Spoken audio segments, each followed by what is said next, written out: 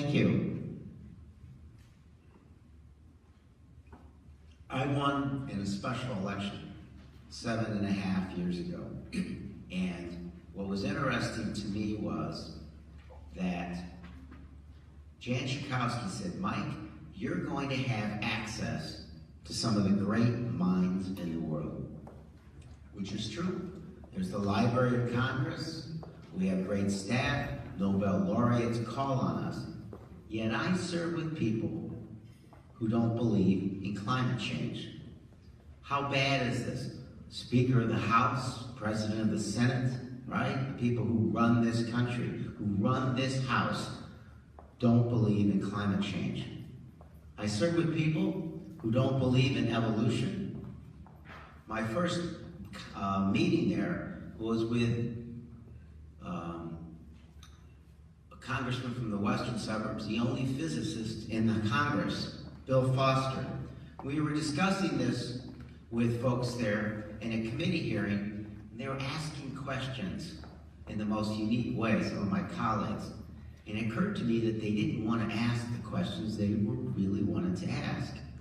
I said, Bill, what are they doing? He said, they're asking questions so that the answer doesn't include the word evolution. And that's where we are, folks.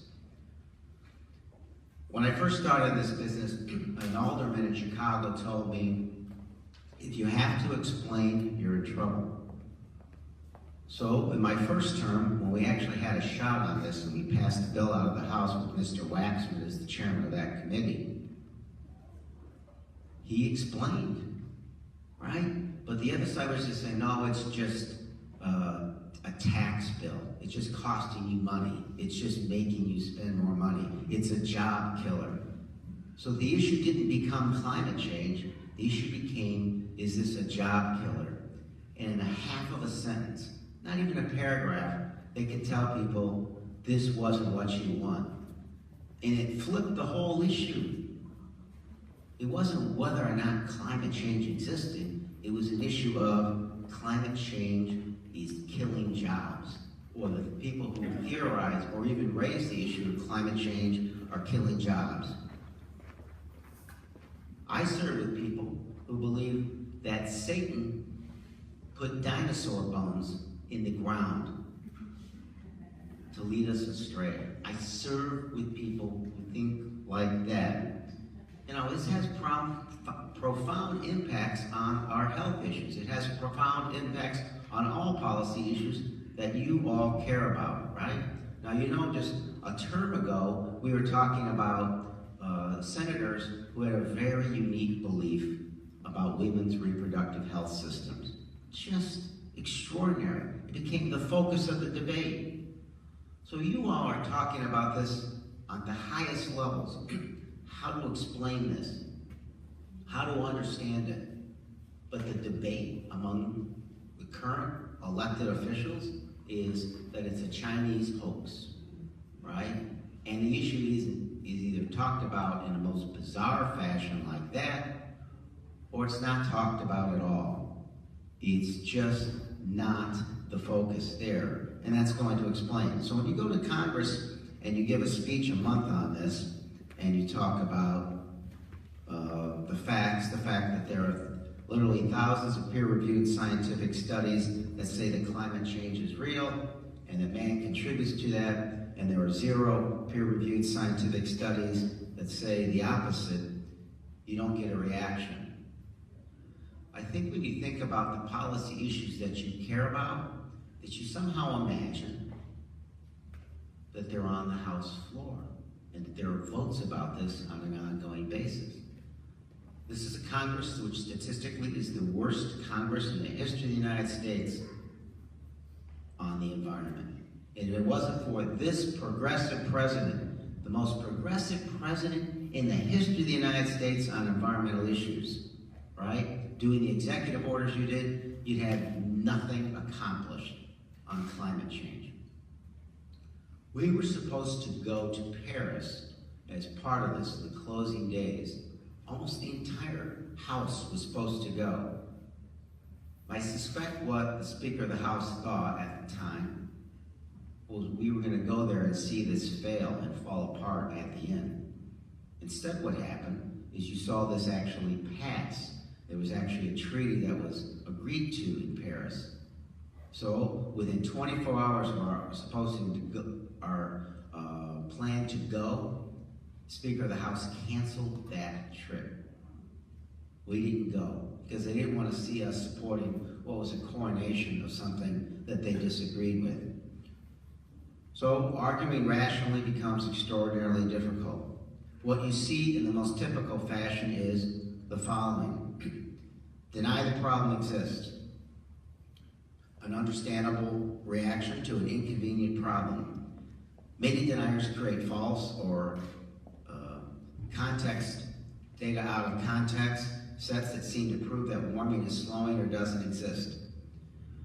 Deny we're the cause. From sunspots to inconsistent atmospheric measures, we've heard all sorts of reasons why any global warming that may exist certainly isn't our fault. But again, the junk science is debunked.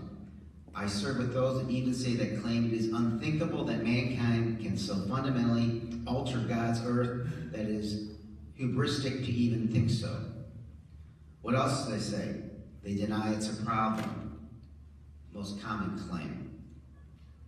What I've heard recently on the Appropriations Committee is it's deny that we can do anything about it. Deny that we can solve it. This is perhaps the most insidious of the climate denial, is the false belief that nothing we can do to stop the warming will cause. Deniers claim that combating global climate change is too expensive and will hurt the poor, when in fact the opposite is true. The most vulnerable among us are the ones that stand to lose the most and are the least capable of adapting to the new realities of a warmer world. I'll give you an example of how that got played out. We actually started working on these issues as it involves the military and what they do. Now, I appreciate the fact that DoD was late to the game addressing climate change. But when they finally got to climate change, appreciate the fact that a lot of that had to do with the fact that addressing this issue had to do with the safety of our troops. That often the fatalities that took place in places like Afghanistan had to do with the convoys that were bringing supplies, mostly energy, to our outposts. So if those outposts had the ability to be more sustainable and address climate change in the meantime, you would save lives. Those amendments to help the Pentagon go forward with that were voted down on a partisan basis because they didn't want to acknowledge that climate change exists. That's how bad things have gotten. Claim that it's too late. The last stage of climate denial, also the least common, thankfully, is the claim that it's too late to act to prevent any real change to our climate. This can be particularly insidious because it can be a self-fulfilling prophecy that is dead wrong. Obviously, the time to act is now. The American public gets that and wants to do something about that. But it's unfortunately what we're addressing as we speak. This is if you watch it and you do the studies that relate to this in committee, it's almost the same tactics that were involved with the denial of cigarettes and their addictive qualities. So those of you who are involved in this and understand the science, what in the final analysis is your challenge? It is to get past this. Those who deny climate and those who don't support you in Congress are not going to be changed because, frankly, a conference. Their minds aren't going to be changed by talking to others who you already see your support. They're going to be changed when the base core of their constituencies tell them otherwise, right? The challenge for you is to synthesize this to points that people understand, everyday people who, for whatever reasons, want to make this easier to not have to address. That's the challenge, and I don't know how this necessarily is going to. Obviously, elections matter, and elections matter, that point where we have a chance to get to the floor. Because in the meantime, all the other issues that you might care about aren't getting to the floor either. I've been there 7.5 years. We haven't had a hearing. We haven't had a committee hearing on gun violence. There have been no discussions of getting a climate change bill of any sort on the floor since my first term when Mr. Waxman's bill got out of the House. That's how bad this has gotten. This is how much more we have to do to educate the public. These are complicated issues, but it's going to take a groundswell of effort to help people understand this and to help them start pushing their lawmakers. The most frustrating part, I guess, in closing is you're not even seeing this in the debates at all. None of these issues, because this has become reality TV.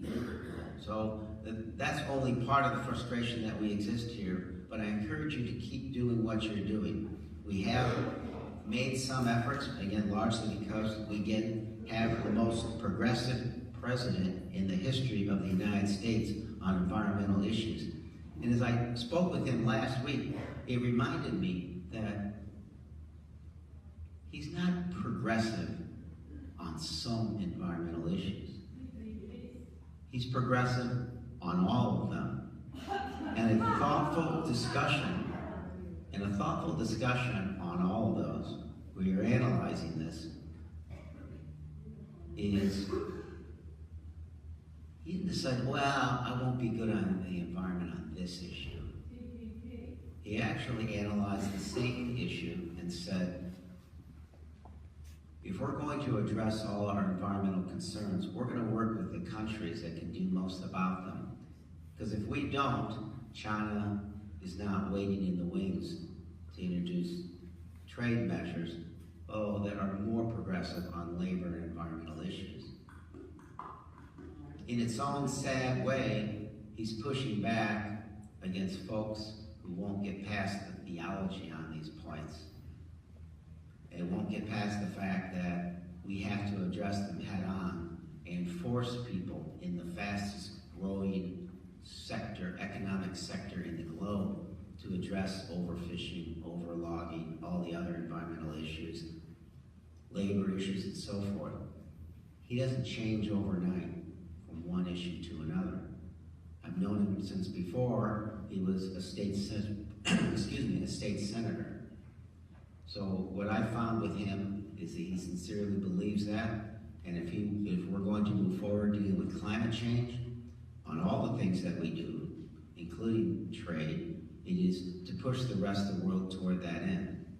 He is clear and consistent, and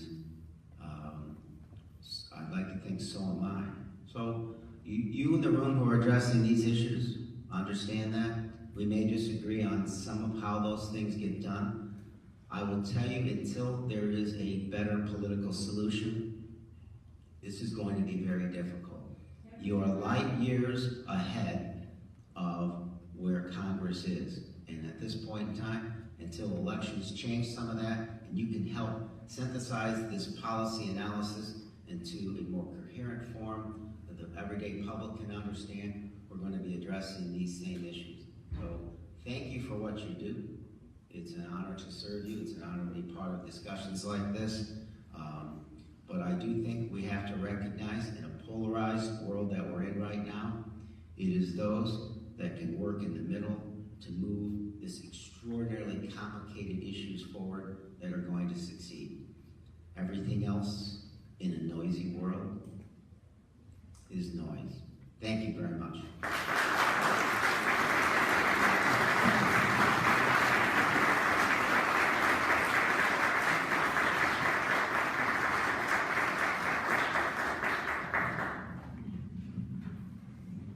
So thank you, Congressman Quigley, for those insightful comments. And it's good to hear the real situation in Washington and give us an idea of what we can do to change that. At this point, I would like to acknowledge the sponsors of this workshop. I'm Aaron Packman. I'm the Director of the Center for Water Research at Northwestern University. We are one of the sponsors, along with the Institute for Sustainability and Energy and the Department of Earth and Planetary Sciences. I was also reminded to tell you that there's a Twitter hashtag associated with this meeting, so if you want to tweet out results, it's actually on the screen, NUCCS16. At this point, we will get a Northwestern perspective on climate issues from my colleague, Brad Sageman of the Department of Earth and Planetary Sciences, truly one of the people who had inspired and really brought into being the whole climate change symposium, and he's going to give you a few thoughts on the history and his perspective on climate change.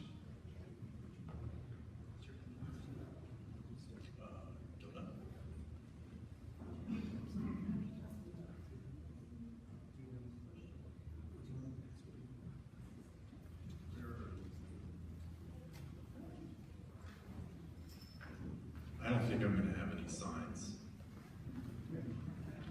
I don't rate signs. It's a pleasure to come speak with you this morning. I'm just going to wait until I get my pictures up.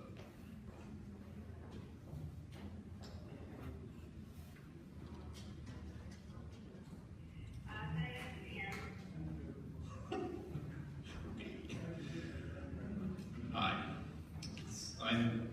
Very good. I don't think I need that. So my name's Brad Sageman.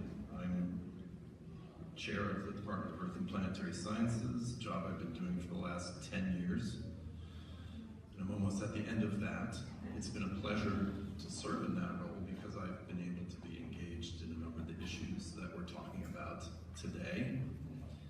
I'm also part of the leadership team for ISON, the Institute for Sustainability and Energy at Northwestern. So I was asked to provide a little bit of background on this event and kind of give you a perspective. Let me first say a word about ISON. ISON was started in about 2008 as the Initiative for Sustainability and Energy at Northwestern.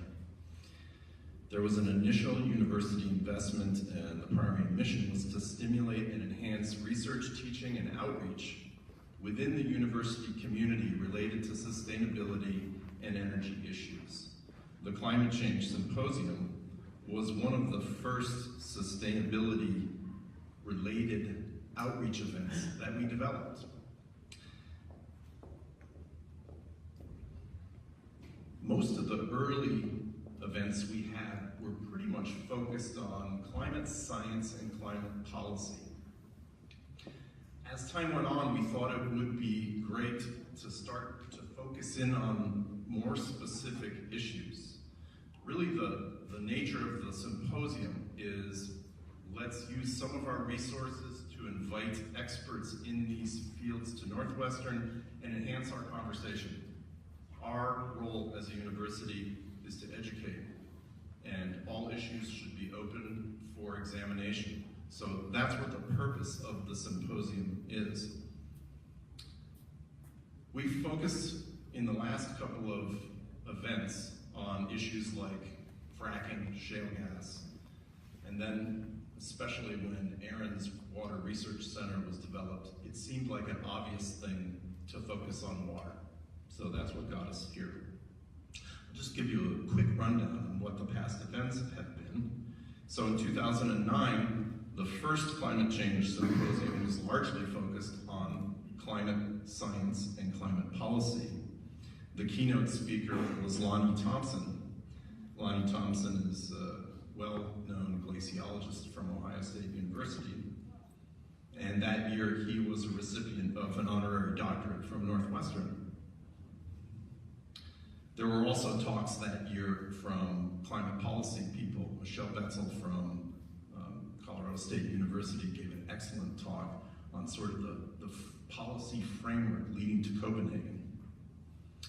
The next event was 2010. The focus was on carbon and climate, lessons from the past, solutions for the future. The keynote speaker that year was none other than Ralph Keeling. Now there's a little history there that relates to Northwestern that you might be interested in. Ralph Keeling, who is a professor at Scripps, University of California, San Diego, is the son of Charles Keeling, who was a Northwestern chemistry PhD graduate. And Charles Keeling was the guy who was originally hired by a scientist named Roger Revelle to begin making CO2 measurements in the atmosphere at Mauna Loa in Hawaii. This is known as the Keeling Curve. And this Keeling Curve here, which has become almost iconic in terms of the visible representation of what's happening with CO2 in the atmosphere, has driven a lot of thoughts about climate change. The next event was in 2012. So we kind of focused on local impacts, global solutions. The keynote speaker that year was famous glaciologist Richard Alley from Penn State University. Richard Alley is well known as the narrator of the series Earth, the Operator's Manual, which if you haven't seen, it's an excellent series. And he brought his energy and enthusiasm to Northwestern for that event. In 2014, we focused on issues like shale gas, fracking, so the energy piece of it, especially those components of conventional energy that we are looking in toward the future to try and move away from. The keynote speaker that year was a good colleague and friend of mine, Michael Arthur, who was a faculty member from Penn State University, and had spent the last 10 years working in Pennsylvania on the Marcellus Shale, which is one of the leading shale gas plays in the United States. And he had spent a lot of time at the interface between the public and the energy industry and had a lot to share about that. So that kind of brings us up to the current event. I just wanted to emphasize something that Aaron also mentioned. Through the years, there's been a number of sponsors at Northwestern of these events who've kind of shared in making it happen. So the Department of Civil and Environmental Engineering, where Aaron is a faculty member, my own department, and in particular, the fund provided by Ken Cohen, who's an alumni of Northwestern from Exxon, and has provided funding to help support these types of events. The Environmental Policy and Culture Program and the Environmental Science Program, Plant Biology and Conservation Program, and we've received funding from the alumni of Northwestern. So I just wanted to acknowledge all of these different organizations for helping to support the Climate Change Symposium over the years. And then of course I've added the Water Research Center on the end there as the newest member of this consortium. Okay, so that's about all I have to share with you today. That hopefully gives both the audience and the speakers who we've invited here this year a little bit of context for the Climate Change Symposium. And I just want to personally thank all the speakers for coming and joining the event this year. This, of course, is the program for the rest of the day. I'll hand it back to Aaron. Thank you.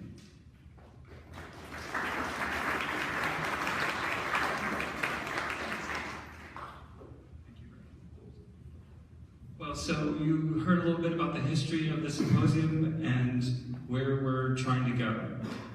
So we're going to start now with our first technical plenary talk, which is by Mark Johnson, from the director of the